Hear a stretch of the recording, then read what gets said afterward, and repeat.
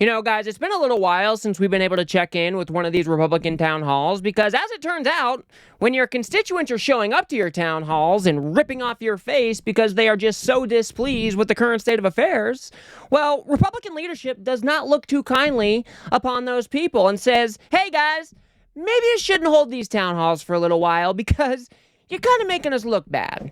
But lucky for us, Mike Flood, who I believe serves the 1st District in Nebraska, he actually did not heed those warnings, and he still followed through with another town hall. And probably to nobody's surprise, the American people and his constituents, they're still pissed off. They're looking at the Trump administration and seeing all of the lawless behavior that they are engaged in. They're looking at Trump ignoring Supreme Court orders. And guess what? The American people are still not into it. So let's go ahead and take a look at this town hall in Nebraska with Mike Flood. And we'll go ahead and start off with this clip because it is very, very important.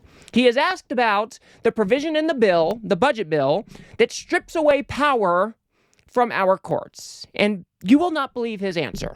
If you guys do appreciate my work, please do remember to subscribe. I share your concern for our national debt, but the ends do not justify the means. Can you please tell us why you voted to approve a budget bill that includes Section 70302, which effectively prohibits federal courts from enforcing contempt orders? Please let me ask my question. I only got 30 seconds. Which would then allow current and future administrations to ignore those contempt orders by removing the enforcement capabilities.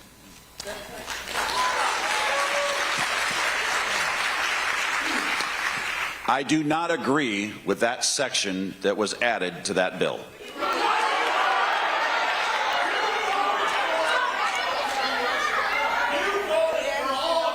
I will tell you this. I believe in the rule of law.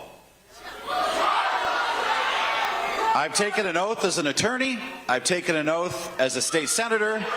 I've taken an oath as a member of Congress, and I support our court system, and I do believe that the federal district courts, when issuing an injunction, should have legal effect. In fact, I relied upon that when the Biden administration was in place. The federal courts did a tremendous amount of good work. This provision was unknown to me when I voted for the bill. Okay, next question. Next question. I am not going to hide the truth. This provision was unknown to me when I voted for that bill. What do you mean you didn't know this was in the bill? You didn't read the bill? And especially because this provision is so damn important. You know, our judicial system doesn't have many ways that they can go about actually enforcing their orders. And so for this bill to try to strip power away from the judiciary so Donald Trump can be even more lawless than he is currently acting, and you don't even know it's in the bill? Holy shit, guy. What are you even talking about? That is just unacceptable. It's unacceptable. I know these bills are large. I know he had admitted he's actually one of the few Republicans who admit that having courts being able to enforce their injunctions and issue preliminary injunctions and all that good stuff, that's something that was used against the Biden administration, something that the Republicans counted on. I'm happy that he is admitting all that. But for him to come out and say, oh, I didn't even know this was in the bill, guys, sorry. I mean, he does go on to say that as soon as he figured out that it was in the bill, he talked to his colleagues over in the Senate and hopefully that they'll be able to strip it out. But it's just unacceptable that you didn't even know this was in the bill, especially when you've got an authoritarian takeover currently underway with this new Trump administration, and they are further trying to consolidate even more power for themselves, and you didn't know it was in the bill? What? You've got to be kidding me. These people have got to do better. Obviously, I do not agree with Republicans. I don't vote for Republicans. But this is just unacceptable. Even if you are a Republican, this should be unacceptable to you. This should be unacceptable. Let's go ahead and move on, where he's asked about all of this cancer research funding that is just pretty much being illegally stripped away from facilities. You just stood here now and said you support research. My sister died from pancreatic cancer. UNMC, I work with them, I volunteer, and we have a cancer research fund set up there. Because of DOJ illegally freezing and taking the money Congress allocated to UNMC for medical cancer research. They lost over $27 million illegally. So when are you going to start taking action and get that money back? Well, let me tell you, although I know a number of you in this room disagree, Elon Musk and President Trump looking into the spending, the waste, fraud, and abuse in this country is a good thing. It is a good thing. As it relates to medical research and funding, I am going to support that in the appropriations budget. Ultimately, the president has the authority to suspend, but if the Congress says you must do it, he must execute our laws unless there's waste, fraud, or abuse. I mean, what is he even talking about? The President of the United States does not have the unilateral authority to just go strip away funding, especially when you're talking about these grants for medical research or cancer research. What are you even talking about? Now, you can say that you're in favor of having this money going towards medical research, but what are you doing about it? All of these Republicans have ceded all of their power to Donald Trump, and they are putting up zero fight whatsoever. Again, it is just unacceptable. You can say that you care about all these things. You can say that you believe in medical research and scientific research or whatever, but if you're not taking any actions to actually move those things forward, then what are we doing here? When you're just ceding all of your power to an executive branch that is going around trying to burn our government down from the inside out, I mean, what are you doing? Again, this is just unacceptable. This is not the way we are supposed to be governing our country. These Republicans should be asserting their authority and making sure that the money that they allocated to these different causes is spent on those different causes. It's not that hard. All of these Republicans are absolutely pathetic. Let's go to move on, where he's actually called a fascist straight to his face, and I'm all here for it. So, Professor Jason Stanley said that fascist politics intentionally distort the source of anxiety. A fascist politician has no intention of addressing the root cause of hardship. The deficit and wasteful spending are a distortion from the fact that you and other million and billionaires are personally benefiting from the tax breaks that come at the expense of social programs and regulations. It is not addressing the cause of our hardship that is the president is destroying our democracy by defying the courts and the Constitution, attacking and silencing free speech in the media, allowing security breaches, erasing history, using tax dollars and presidential power for personal gains, blaming DEI and using it to discriminate, and promoting eugenics and genocide, all while showing signs of cognitive decline. Your votes, actions, and inactions show that you are a fascist politician, so please explain how you are not encouraging fascism, and are you going to invoke articles of impeachment against Trump?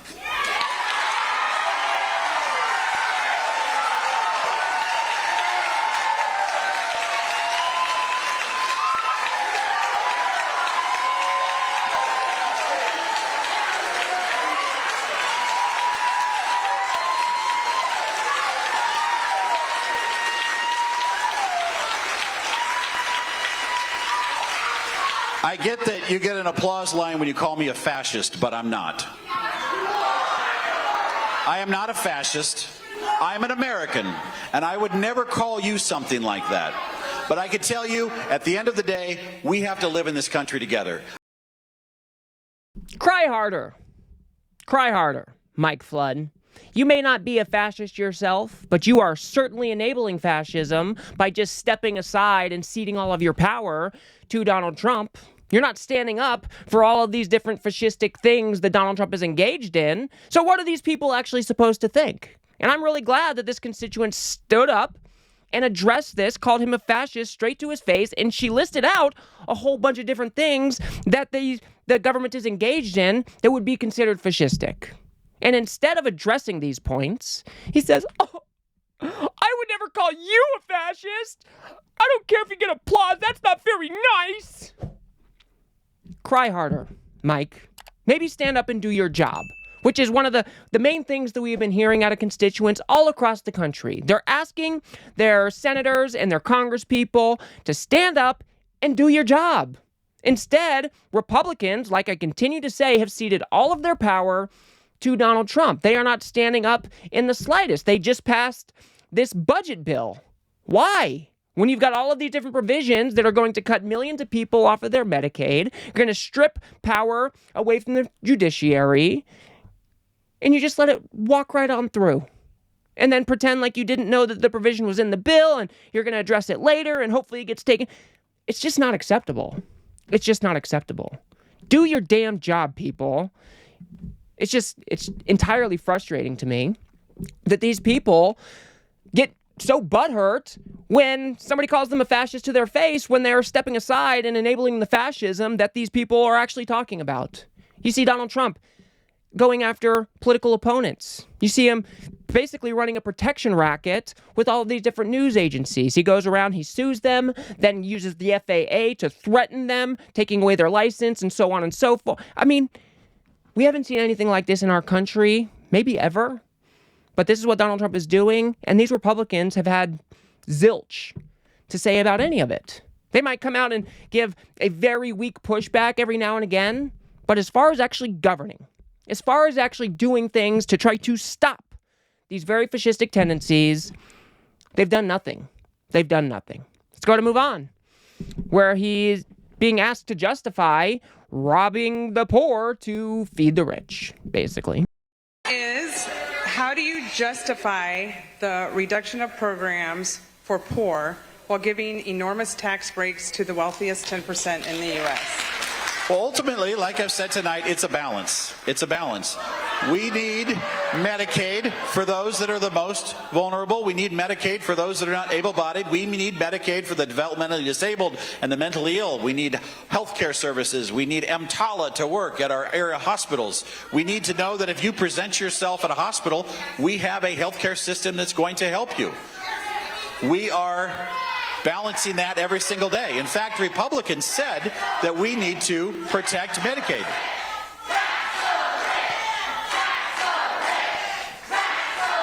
All right, next question.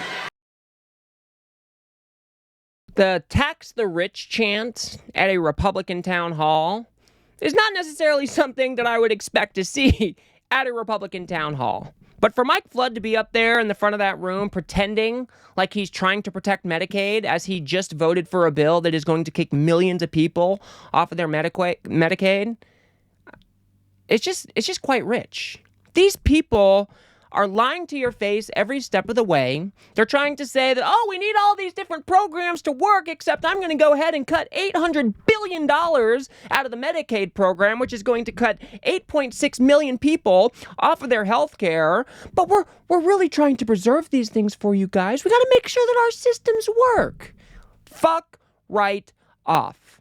You are not governing in a way that is trying to preserve these systems. And instead, you are trying to cut all of these different programs to give giant tax breaks to the wealthiest among us. And when you are asked how you can justify these things, you pretend like you're trying to preserve these systems for the poorest among us, except you never address the actual revenue shortfalls that we have. And instead, it's so damn frustrating.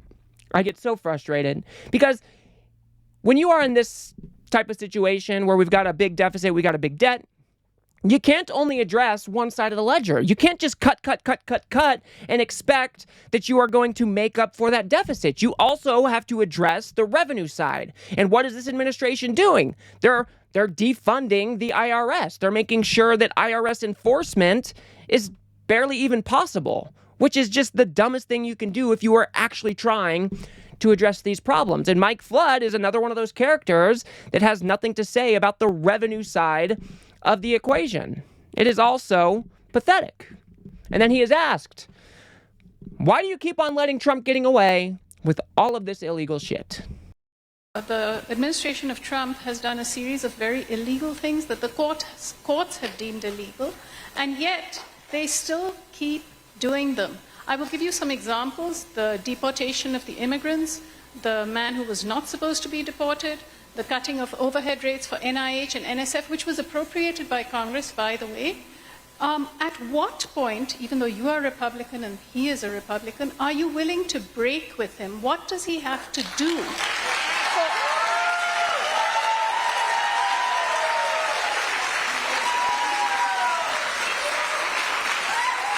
Our system of government works when we have three co-equal branches of government.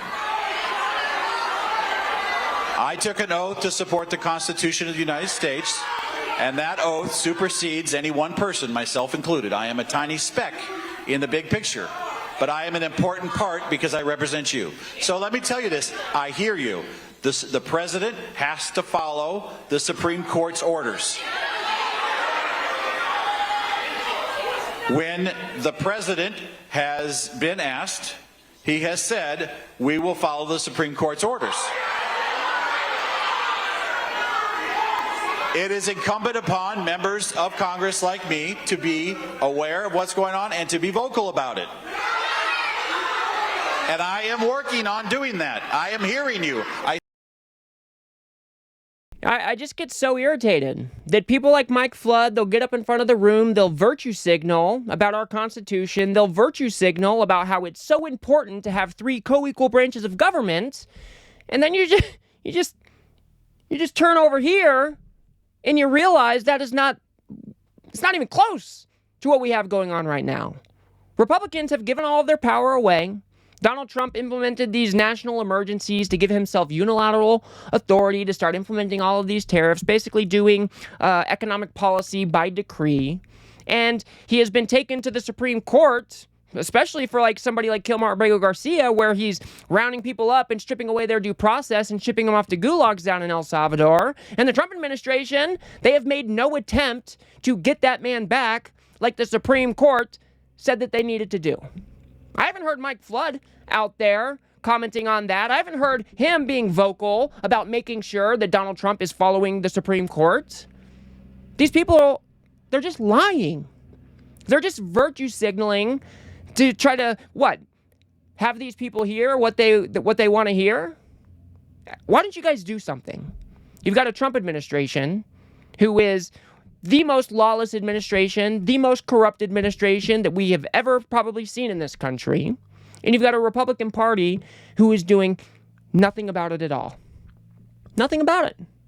That is what we are currently seeing in our government. That is why these people are showing up to their Republican town halls and ripping faces off. Because they're looking at what is going on in Washington, D.C.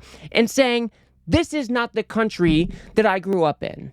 We have an executive branch who is trying to turn our country into some sort of dictatorship, some sort of autocracy.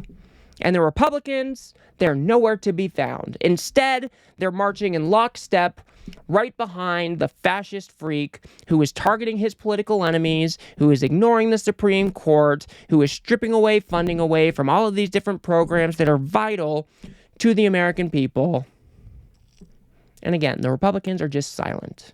So Mike Flood gets a tiny little bit of credit for showing up and actually doing these town halls. I do give him a little bit of respect for actually showing up and getting his face torn off for a couple hours.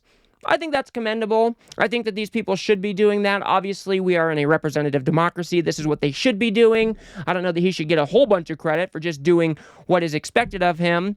But I just don't give him any credit for his governance here. He straight up admitted that he didn't read the bill and he didn't read the provision in the bill that would strip away power from our judiciary. He continues to virtue signal about all of these different things that he's concerned about, but he goes back to Washington, D.C., and he does nothing about it at all.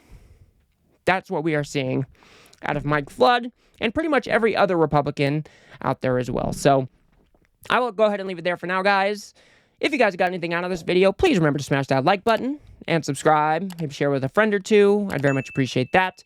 We are trying to build something here on the left that adequately pushes back against the right-wing media ecosystem that just launders all of this fascist nonsense for Donald Trump every single day. So if you do like what I do here, if you do like a liberal democracy right here in the good old US of A, please do remember to smash that subscribe button. Of course, that is free. And if you guys want to see how Bill Burr is taking the Trump administration to task for their inhumanity and their cruelty, Go ahead and watch that video on the screen now. Otherwise, I'll see you guys on the next one.